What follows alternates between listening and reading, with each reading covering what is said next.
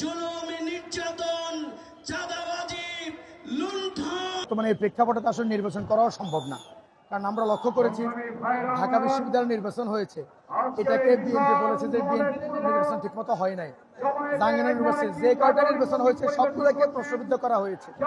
তার মধ্যে আমরা লক্ষ্য করেছি দলীয় কুন্দলে শত শত লোক মারা যাচ্ছে এবং আপনার বিভিন্ন জায়গায় যেভাবে দখল বাণিজ্য, চাঁদাবাজি, অত্যাচার, নির্যাতন, জুলুম নির্যাতনের সর্বোচ্চ স্টিম রোলার বর্তমানে প্রভাবিত করতেছে বাংলাদেশের এই অবস্থানটাকে। এই অবস্থানে স্বাভাবিকভাবে নির্বাচন করা কোনোভাবেই সম্ভব নয়।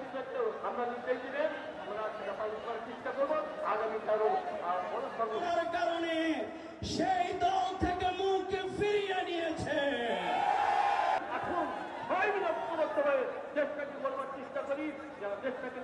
একটি দল শুধু বলতেছে যে নির্বাচন চাই। সরকার এখন পর্যন্ত এমন কোনো কিছু সিমটম দেখাতে সক্ষম হননি যেই সিমটমের মধ্য দিয়ে দেশের জনগণ প্রত্যাশা করতে পারে কিংবা আশা রাখতে পারে যে সরকার সুস্থ নির্বাচন করতে সক্ষম। সরকারকে যারাই একটু চাপ দেয় সরকার সেই দিকে হলো ঝুঁকে যায়। এই যে একটা পরিস্থিতি, এই পরিস্থিতি একটা সরকারের দুর্বলতার লক্ষণ।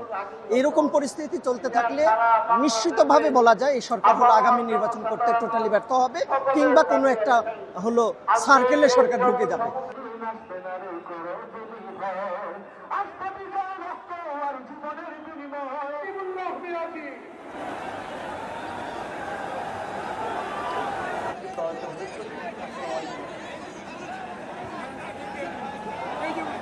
আমি মনে করি এই সরকারের অধীনে সুষ্ঠু নির্বাচন সম্ভব না। যদি সুষ্ঠু নির্বাচনের জন্য প্রয়োজন সরকারের গাছ থাকা, কিন্তু এই সরকারে সেটা নাই।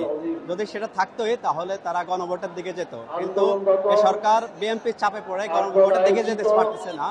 সেখানে জাতীয় নির্বাচনের মতো এরকম একটি বড় আয়োজন এই সরকার আয়োজন করতে পারবে বলে আমি বিশ্বাস করি না।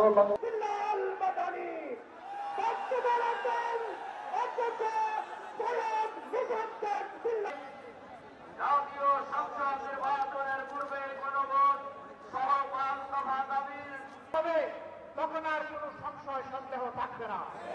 আমরা চাই আগামী ফেব্রুয়ারিতে যার আগেই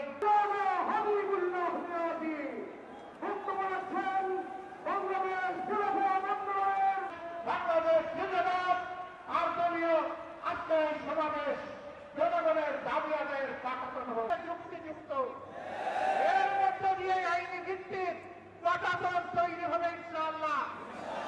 তাদের কাছে বাংলাদেশের জনগণ মাথা নত করে যতক্ষণ পর্যন্ত জনগণের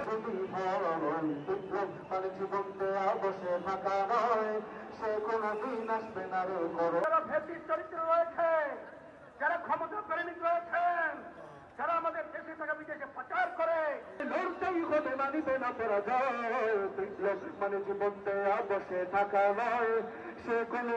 Jelajahi cara baru mendapatkan informasi. Download Metro TV Extend sekarang.